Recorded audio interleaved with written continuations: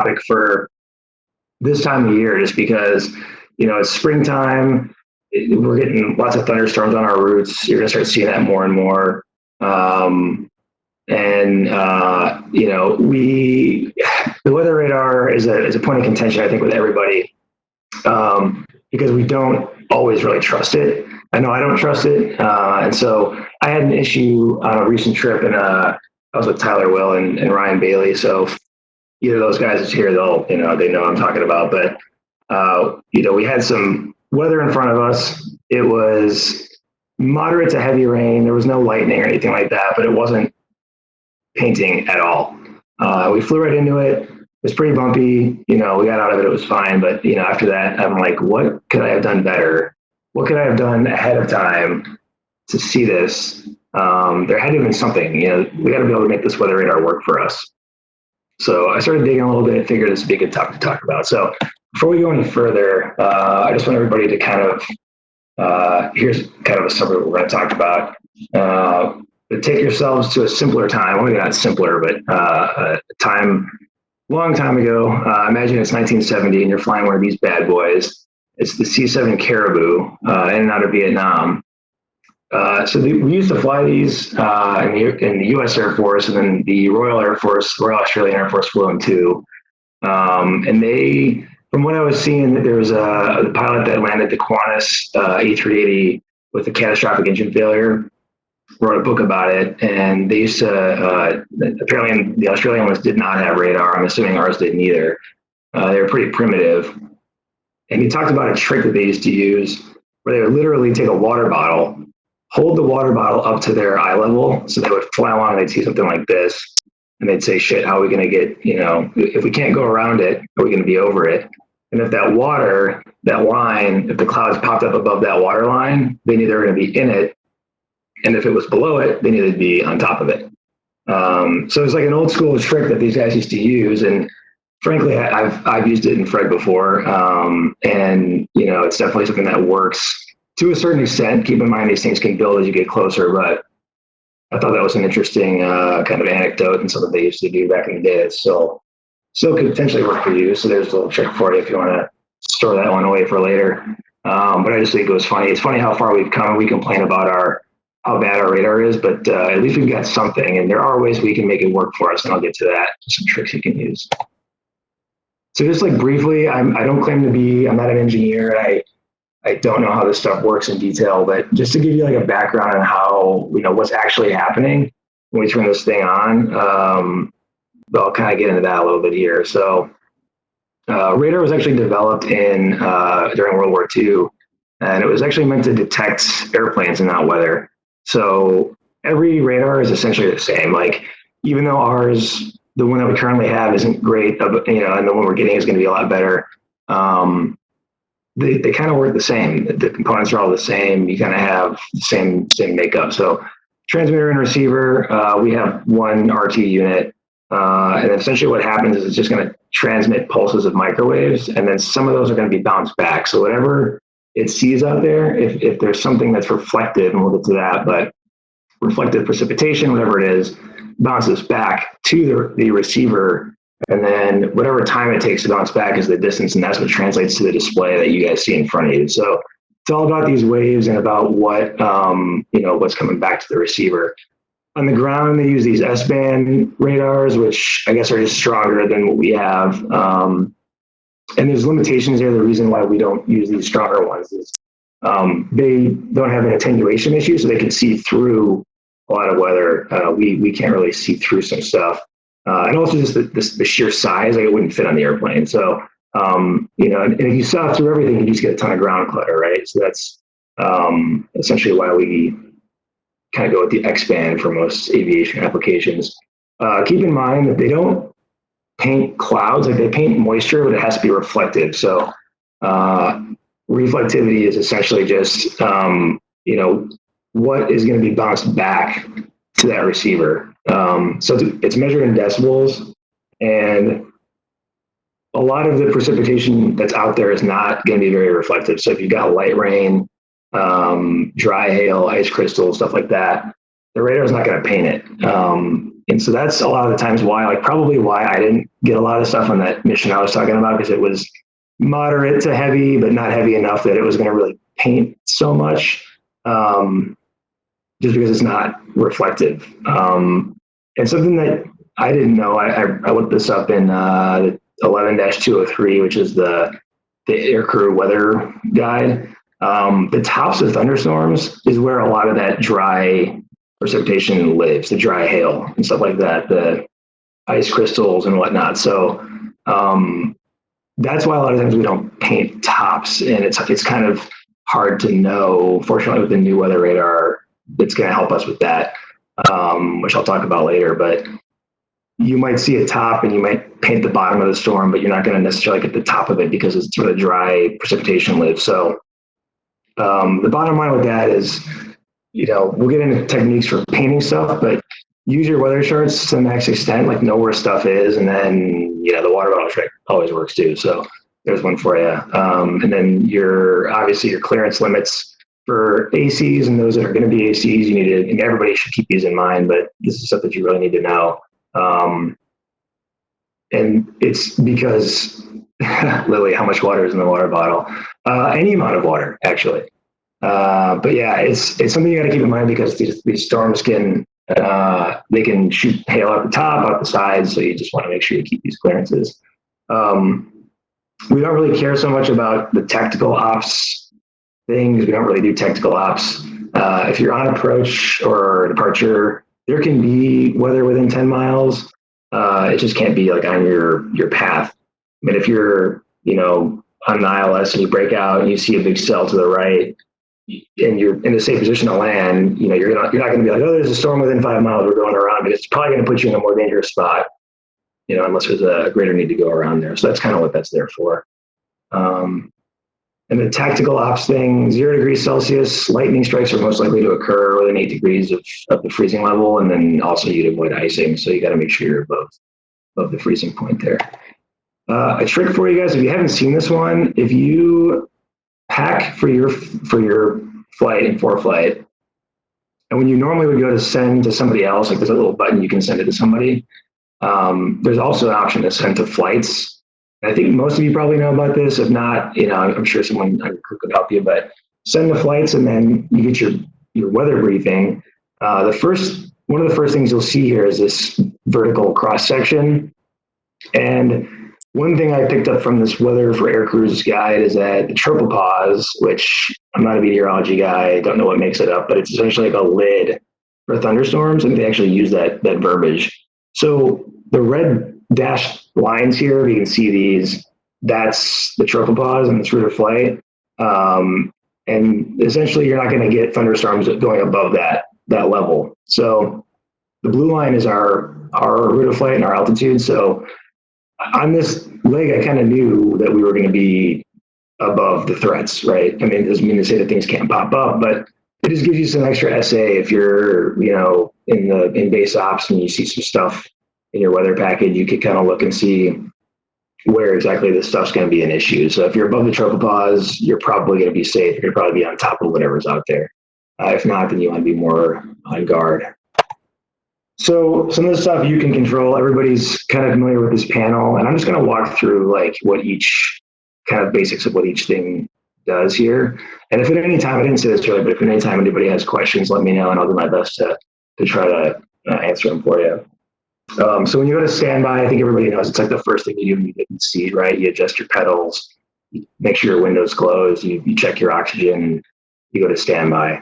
And the reason for that is there's a 3-minute warm up, which I think most of us probably know that there is some kind of warm up period, but 3 minutes is the -1 answer on that.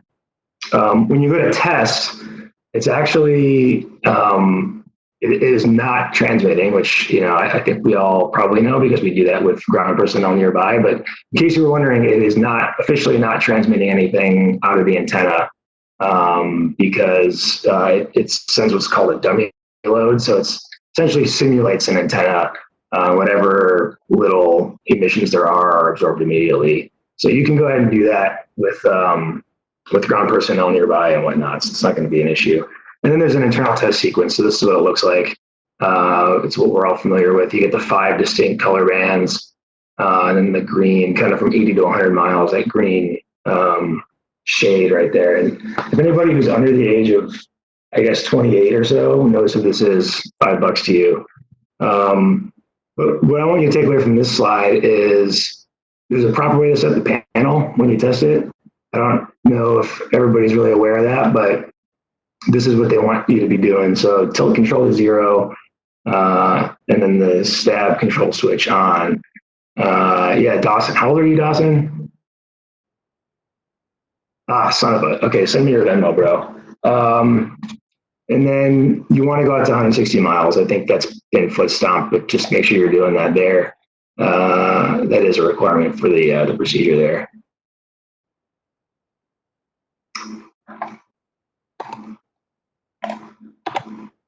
So the weather mode is essentially where weather avoidance, and you can also terrain map with it too, but weather avoidance is where we live most of the time, what we have it set to. There's something called sensitivity time control, which equalizes targets out to 80 miles. So in theory, two equally strong storms are going to be showing the same on our display at 20 miles and 75 miles, right? And so that's what that's there for. It's activated in the weather mode. It's not in every other mode, but that's working for you there. There's a pencil and a fan beam, which I had to look up because I wasn't sure what the difference was. When you're in weather mode, it's always in a pencil beam. So this little picture here that you see kind of gives you an image of what it would look like. And more or less, that little like satellite thing to the left, if you just imagine it's pointed down towards the ground, because that's more or less kind of what ours would look like. The fan beam is better for painting terrain, like a wide, low-lying area, because you get a much bigger picture. And the pencil beam is better for weather because it's more concentrated. And you can adjust the tilt, right? Like we can do that. So that's kind of the theory there. The waves are equal in the vertical and horizontal planes there. And again, I don't claim to be an expert on this stuff, so I don't know how the details of it all work, but that's the dumbed down image for you. So now we'll get into kind of some of the stuff like what you can do to actually avoid some of this stuff. So the in-flight guide has a lot of guides as far as I think there's like a couple of techniques in there as far as how to actually calibrate your radar and how to set it on departure.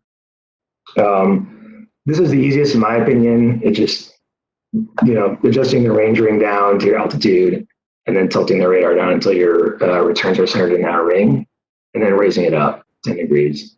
It's best to just kind of do this, when you get in the jet if you haven't yet, but definitely be doing that once you get to cruise. On departure, this is what they recommend. The 20, 40, or 80 nautical mile display, and then you can go up and down to get an idea of what's on departure if you're kind of holding short there, the runway.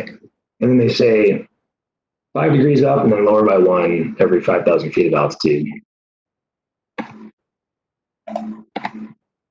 So this is something that hopefully will help you guys if you do suspect that something is out there and you're not really trusting the weather radar. This is where ground returns can actually help you. So this image kind of shows on the left, there's a storm. On the right, it's a city. And the cities don't show what's called a shadow in general. So if you look on the left, there's a storm where it says dangerous thunderstorm is located forward of the radar shadow. And behind it is just a big black area, right?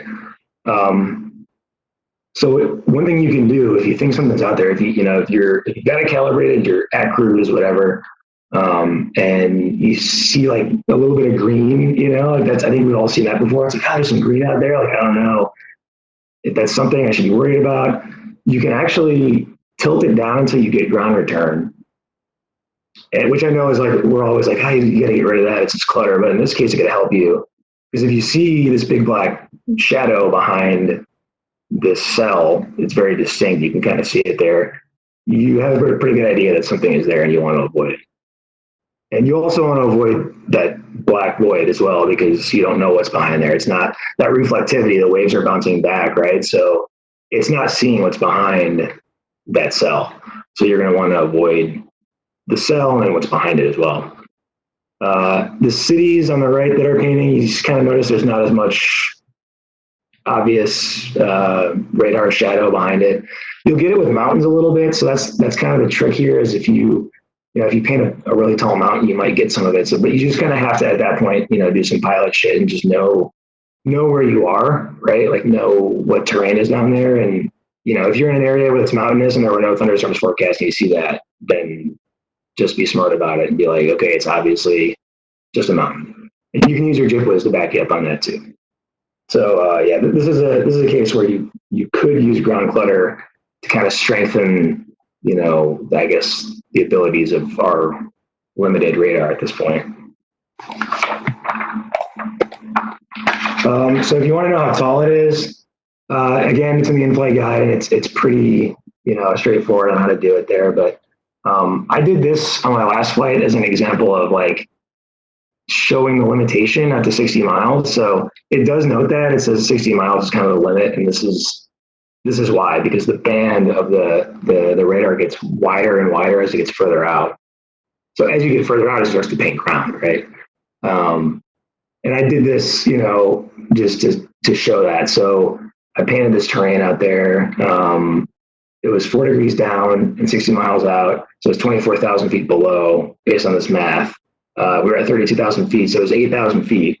I looked on the chart, and sure enough, that terrain was at 8,000 feet. There was like a little mountain there. So once you get outside of 60 miles, it stops being very reliable. So just keep that in mind. It's got to be kind of closer to you for you to determine how tall it is. But you use this technique. Set the bottom of the beams level with the bottom of the aircraft per the the calibration procedures. Adjust the tilt till the returns disappear, and then take that number of degrees of pitch change, multiply it by your distance, and then times 100, and that'll give you the altitude difference. This works really well. Like I've actually seen this work pretty well, like in the Pacific, where there's a lot of like really well-defined storms, and they're isolated enough that you can actually do this, and it's pretty cool when it works. So if you see something out there and you're in a safe enough position to do so, I'd recommend trying to mess around with this and see what you can come up with. We've all asked this question, like we all are just kind of like, yeah, I think it does, but I don't want to think about what it's actually doing to me. So I Googled it, and the answer is yes. Like that's why we have those safe zones. The World Health Organization talks about this. It says that anything above 10 gigahertz can cause serious health concerns, and most weather radars are between 8 and 12. So the answer is yes. Take those limits very seriously, and this is what I'm talking about here in front of the airplane. So we have the fueling operations hazard and the personnel and electro-explosive devices hazard zone. So that can actually cause serious problems. So I think everybody's pretty good about it, but just keep in mind that there's a reason why we keep that in standby, the radar in standby until we're on taxi out and well clear. 34 feet is not it's not a big distance. Neither is 46, but if you're ever in doubt, just keep it in standby. I think most times we're going to be well outside that from people, but if there's active ground personnel doing work in the vicinity, I would just definitely keep it in standby, be smart about it. The new radar, I'll get to this in a minute, but it does not have this issue. They took this little forward image away completely. So if you look at figure 2-7 and the -1, it's got two, right? It's got this image that I pulled for the current weather radar, and then the new one, it removed this like front danger zone altogether. And the reason is I talked to Chris Lindell at Lockheed, and he said that the emissions hazard range is 3 inches for the new radar. So we'll talk about that in a minute, but it's not going to be a problem anymore once that becomes a thing. A couple other just cautions and warnings for you here. The obligatory UPT style. Don't forget the cautions and warnings for you to keep in mind. So the ant stab, I'll talk about what that does, but it's you got to make sure the IGE is initialized, which is going to be most of the time, unless your engineer's messed up or whatever, or you're just being a bad pilot. And then the cabin pressure altitude restriction of 20,000 feet. if you have an issue and you have a rapid D, don't be thinking about the weather radar. Just get below, a safe altitude, 25,000 feet minimum, and as low as you can without running into terrain. And don't be thinking about, I got to turn the radar to standby. But just so you know that's there, it's a planned decompression type thing. And then this warning is something that, this may have been a contributing factor to my experience where we were in, like moderate to heavy rain, and it's like weren't painting anything because it says it can reduce the range to as little as 1 mile. So if you're in it, you might not see it.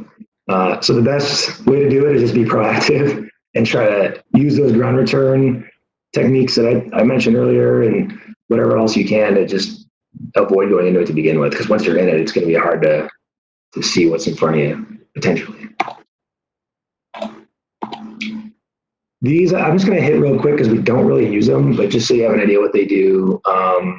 There's a map 1 and map 2, and the biggest difference between these. So this, you can select between that pencil and fan beam that I mentioned earlier. Fan is better for like ground mapping type stuff. But the biggest difference is that this STC is stabilized sensitivity time control is what it is inhibited in one versus the other. So map 1, since it's inhibited, it's better for short range terrain mapping if you want to know like what's right in front of you.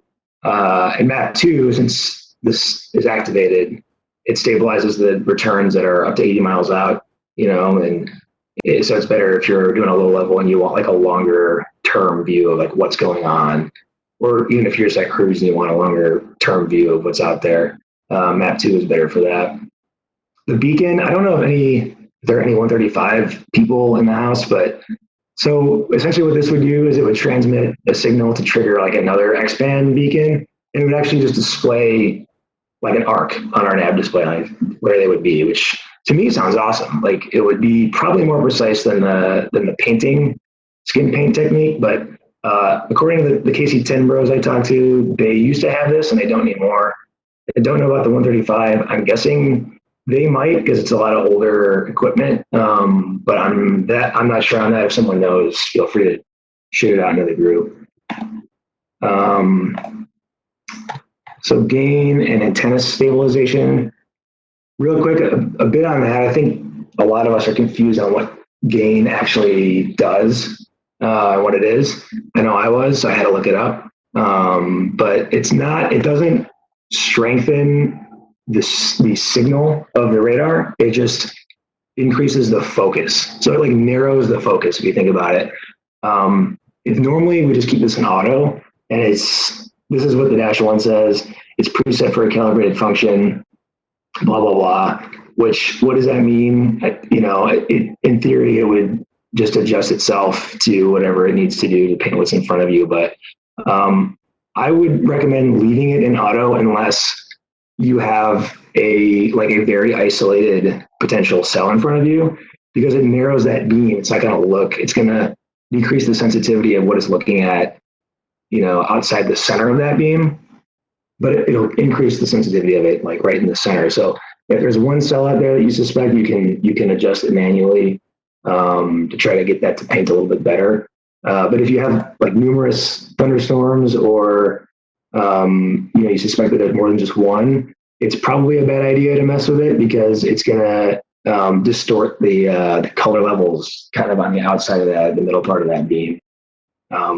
So that's kind of how that works. And then antenna stabilization, we hit it a little bit, but it uses the IGGI inputs to control pitch and roll stabilization. If you ever turn this off and it turns, you get like just a shit ton of like ground clutter and stuff that you don't want. So it does actually work, believe it or not, even though you'll get ground clutter in a turn with it on. But it does actually do something. So it stabilizes that antenna fairly well. And there's something similar to that in the radar too. Other controls, we don't really mess with these, but you can hold your display, pilot, co-pilot, and then nav if we had one. But the target clarity, all that really does is just going to like increase the brightness of your whatever's on your display. So it's not going to actually mess with the radar itself. It's just going to, if something is showing up kind of dim and you want it brighter, you can increase it on there if you want. On the new radar, just in the interest of time, I'm not going to go into like too much detail on it, mainly because there's a pretty detailed brief in the iPad if you guys want to look at it. And also, it's probably going to be till the fall, at least until we even see these things. So I don't want to get people too, I guess, in the weeds on it. And also, I didn't take a lot of time to read on it. So there you go. But it's a commercial system. Its mechanics are very similar to every other radar, like the one that we currently have. This one's used on Boeing and Airbus airplanes, so it's commercially available. It works pretty well. I actually got to use one. They had like one test bird, I think, at Travis. Joel might know. I think it was one or two. And I got to fly on a local with it, and it was fucking awesome. Like it worked so well. We were in like a little bit of light rain, and it was you turn it on and it just does everything, and it was green. Like it showed a little bit of green, and whatever was out there was what was showing. So it's really awesome, and I can't wait to get it, and it's going to be a game changer for sure. But just a couple of additions. Yeah, Heather got to use it too. Like it's so good. But more or less what you just do is like once you're in the chocks, you turn it on and you don't touch it. It just does everything itself. So the biggest takeaways, it's got this weather plus turbulence mode, which is what we'll normally fly in. Sad note, turbulence doesn't show clear air turbulence. It just shows like weather, like wet turbulence, I think they call it. It's like storm related turbulence. So you're still going to have to use your charts and for flight, whatever else you use to see the clear air stuff. But if it's turbulence that is associated with like weather, it'll show that. Predictive wind shear is going to be on. Pretty much, it's kind of independent of the radar. So as long as that little switch there is an auto that you see on the weather radar, like McDo page there, that's going to work the minute you get above a certain speed on takeoff roll, and anytime you're below 2,300 feet. So that's going to be helpful. And again, it's fully automatic. The biggest difference is it takes in more inputs and it uses a computer algorithm to predict stuff and show you what's out there. So it's a lot smarter, and it just takes in more. So when you put those two things together, it does make a big difference. So this is what you'll see with the new one. I guess four things I want to highlight. Predictive overflight is one thing that's going to have. So instead of having to rely on the water bottle trick, if you see something that's out there below you, right, the weather radar is going to pick that up.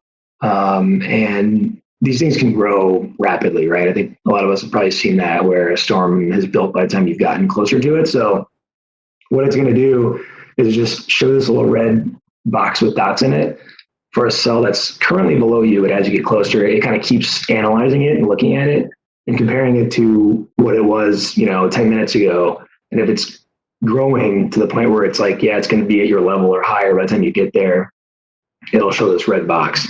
And this kind of helps eliminate that dry precipitation, that dry hail type stuff that lives in the top of thunderstorms that we can't really account for right now. This helps to mitigate that because it takes that into account and helps you see what's going to be out there when you get there. Associated threat assessment, that's what that ATA is. I just wanted to save space there, but that is, it's going to also show up as a red box with dots in it. And that is going to show if it's like pretty much what it says, associated threats. So if there's areas that it's not actually painting, but it says based on what this storm is doing and what storms like this normally do, there's probably going to be like hail and lightning and whatever else in this area. So you see the red box, fly around it. That's the bottom line. Path attenuation compensation, that's that PAC. This is obviously not from our airplane, but it's the same system. That accounts for those shadows. We talked about the areas behind cells that, the weather radar can't see because it can't see through them. And we just say right now, just avoid it, right? Like, because you don't know what's back there. And there's probably something back there. But now it shows a little yellow bar at the top that says, hey, there's something back here that we are not painting, but we suspect is back there. So just avoid it. So that's kind of helpful. And then the predictive wind shear, this is what it'll look like when you're below 2,300 feet. You get this white line. That's kind of the range area where it's looking. The yellow is the caution. So if it suspects that there's a condition that might lead to wind shear, essentially you'll get that yellow box, and then the red is where there's actual wind shear detected, and then it looks out to 3 miles in front of you. So just be on top of that once you're on approach if it's suspected. So, but that's another tool for you that'll be very helpful. Some more differences. So here's the before starting engines check steps that I talked about. You don't actually have to test it. They just, if you look in the before starting engines checklist, it just says checked, and it's only for airplanes not modified by the TO that does the new radar. So when you turn it on, it does its own internal test, and it's got some CWAs associated with it that it'll throw you if it's not working, so you'll know. But you can still test it manually if you choose to. It's an option for you if you want it. Like I said, it's designed for fully automatic operation. This step is in the before taxi checklist, so you're still sitting in shocks, right? And you haven't even taxied out yet, and you're already turning it on. And that's because, like I said before, that 34 and 46 feet rule is no longer an issue. So you can literally be sitting in shocks, and if you suspect weather on departure, you can start painting it before you even taxi out. Even if your marshaller is standing out there marshaling you forward, waiting for you to start moving, you can wait. And the other thing that's cool is that each pilot can choose their desired function. So if one person wants to be on map for some reason, I don't know why, maybe because you're weird, and the other guy wants to actually paint weather, you can do that. So that's kind of cool. And the last couple of things, and this is my last slide here. For the AR guys in the house, it's going to pretty much be the same if you want to do the skin painting. You just got to take it out of auto mode, and the formula that you use, the 10 over the DME, this is essentially that formula, this little chart here, but they give you a chart so you don't have to do the math if you don't want to. But it adds out to be the same thing, basically. So you can still use it, just take it out of manual mode. And then terrain mapping, it's, you can still do that. You just got to select map mode, and you can do it in auto or manual mode. So we're keeping pretty much all the same functionality and gaining so much more, and it's going to just be an awesome system to have. It's going to save a lot of confusion and and heartache in trying to find these things out there, and hopefully save some airplanes too from damage and things like that. But yeah, for now, I hope that you at least got some techniques out of this that you can use, with if you see some thunderstorms in your forecasts, and you can take that away with you and mess around with it on your next mission. If there's any big questions, expected date. So the last guidance was like 6 months old, and they said, I think September.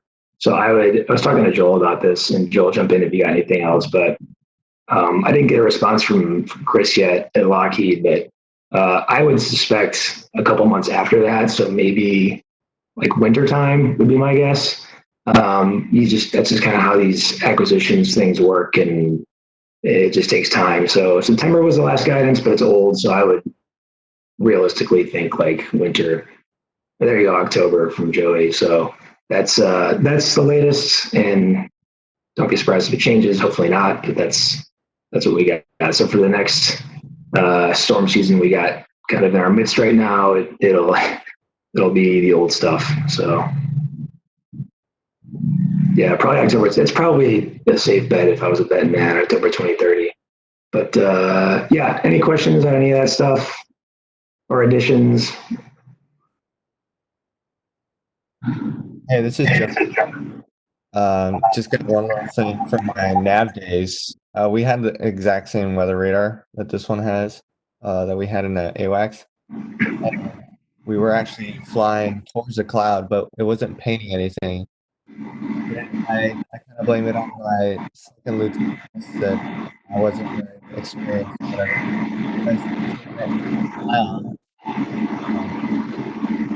like someone threw a solution like 200 miles an hour at our windshield. But one little technique. Hey, Jeff, you're kind of cutting out. I heard you at first. I don't know if you want to get closer to the microphone. How's this? There you go. That's better. All right, sorry. Wrench. No, I didn't say wrench. But back in my nav days, we were basically same weather radar. We were flying towards a cloud, and as soon as we went into the cloud, it was like someone threw like a slushy, like caramel flour at us. And when it wasn't painting anything in the weather mode, and so what I did is I switched over to map mode, and it sounds like I'm hearing a dishwasher. So you said you went to map mode. It like cut out right as you were saying or what you did. Yeah, I went to map mode and I was able to paint the icing in the cloud. I think like the ice crystals or like that wet ice. When you go to map one, it kind of like paints it a little better. That's just my experience with it. Cool, man. Yeah, I never heard of that. I was kind of hoping you would chime in because I figured you had some experience with this and seen some things. So that's another way. I think it's all about just like using these little tricks with this current radar because it's hit or miss whether it's gonna show a lot out there, and that's just another one that I think people can put in their bag of tricks. So thanks for that. Anybody Yeah, I recommend this weather radar systems training guide.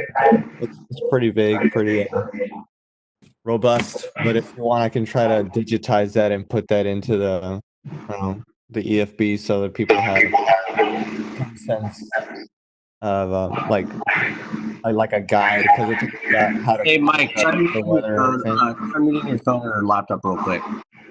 What's that? Try muting your phone or laptop when he's speaking, because I think it's coming out of your laptop, actually. Yeah, let me give it a try. Can you hear me better now? Hello? Anyone hear me? Okay, cool. So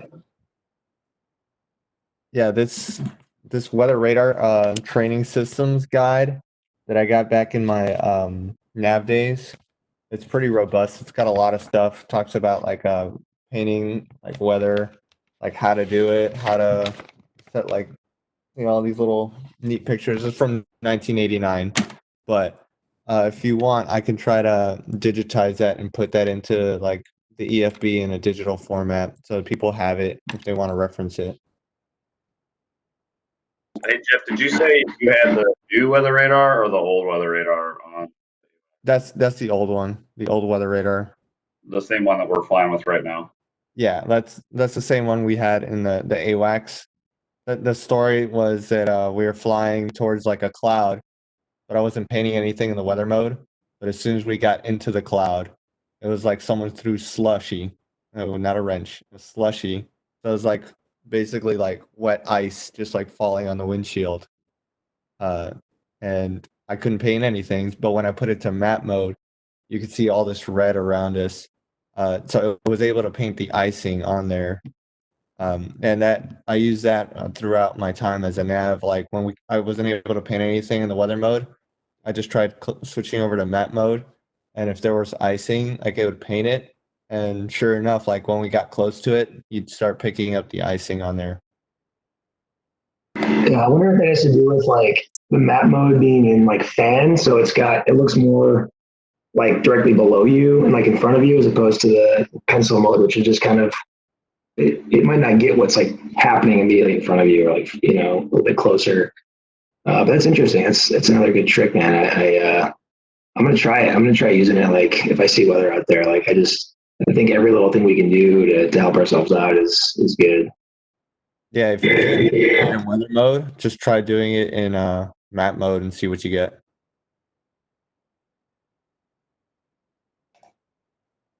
Sweet, thanks, Jeff. Cool. Does anybody have anything else to add? So something I know it's probably this is Kimberly Webb, by the way. I know it's probably like obvious to some people.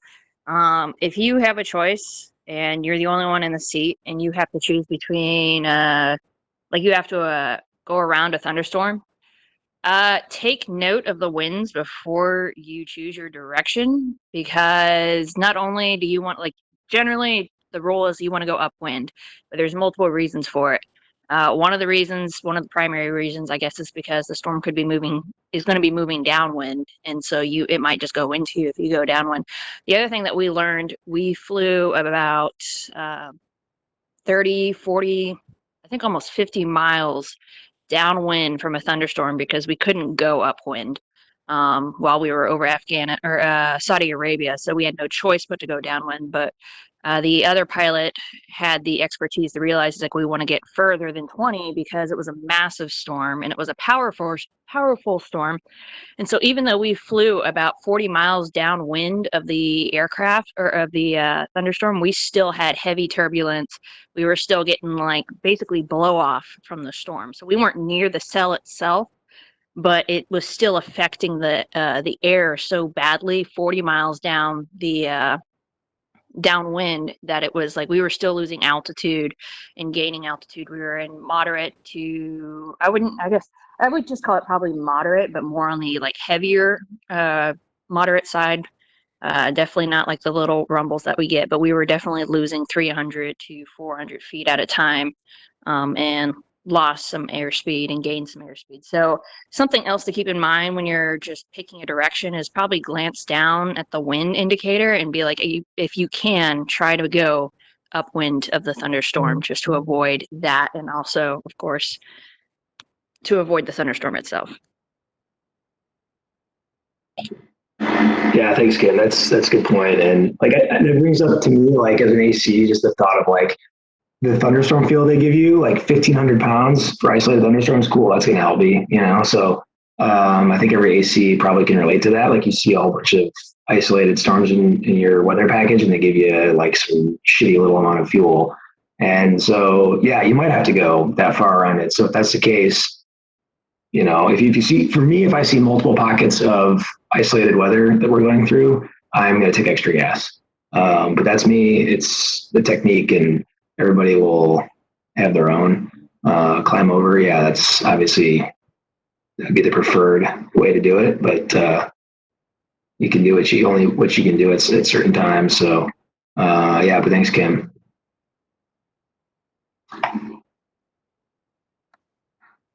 Hey, it's so one technique I do for when do co-pilot takeoffs and landings is on the taxi out checklist. Yeah, the co-pilot does the weather, radar check, etc. But then I'll have after that I'll switch over to the pilot side and have the co-pilot go to standby, and that would just like it gets you prep and set for the pilot to control the radar when you know you're in that takeoff phase or arrival phase. So I guess I use it more as a positive kind of control, just as a little bit better CRM there, I think. But that's one technique I use. Yeah, I'm kind of curious. Was anybody on Jeff Howard's crew that had the thunderstorm scenario over? I think it was the Sierra Nevadas, where they basically tried to split two cells and they ended up flying over a thunderstorm that basically climbed up through them.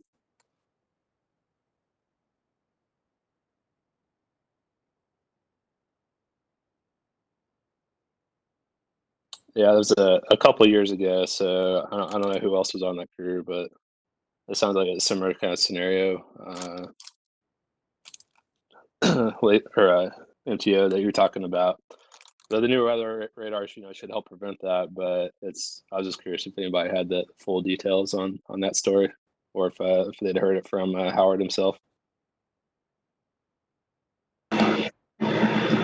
Yeah, I don't know much. I know of the scenario you're talking about. I think was that the one where they over G'd, I think, and they like stalled out or something like that. I don't want to confuse two stories, but I know it was bad. I think they lost like 7,000 feet in like seconds. Like it was horrendous, and there was only so much they could do about it. So yeah, it's sometimes those things just happen. Like that's a thing that I've learned is like, you do what you can, and that could be catastrophic. So obviously you do everything to avoid it. But yeah, I just, and it's funny talking to Tyler, like who used to fly for the regionals. Like he's like, yeah, we used to just fly through that shit all the time. Like it's not necessarily going to kill you, but I'm not going to try to find out. But yeah, I have to ask later for the details on that one, or Jeff or somebody. Cool. Anybody else have anything else they want to add?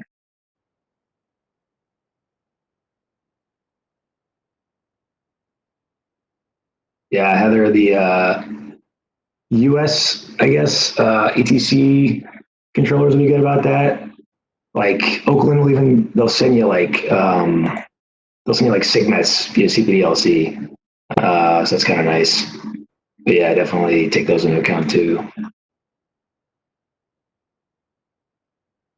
All right, cool. Well, with that, I think unless there's anything else, we'll call that a day. Miss you guys. Hope you have a good weekend.